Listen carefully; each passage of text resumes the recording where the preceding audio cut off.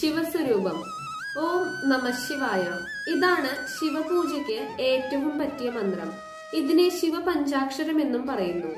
സന്ധ്യാകാലങ്ങളിൽ ഭക്തന്മാർ ഈ മന്ത്രം ജപിക്കുന്നു.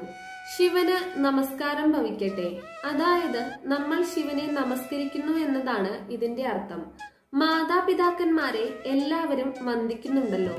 ശിവൻ സകലരുടെയും പിതാവാണെന്നും ശാസ്ത്രങ്ങൾ ഘോഷിക്കുന്നുണ്ട്. കാളിദാസ മഹാകവിയും ശിവനെ ലോകപിതാവായി വാഴ്ത്തി വന്ദിക്കുന്നു. ശ്രീ ശങ്കരാചാര്യ സ്വാമികളും ശിവനെ പിതാവായി വർണ്ണിച്ചിട്ടുണ്ട്.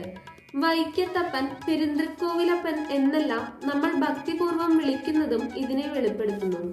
ശിവൻ എന്നാൽ മംഗളസ്വരൂപി. അമംഗളമായ യാതൊന്നും അദ്ദേഹത്തെ ബാധിക്കുകയില്ല. സ്ഫടികമണി പോലെ സ്വച്ഛവും നിർമ്മലവുമാണ് ശിവന്റെ ദേഹം.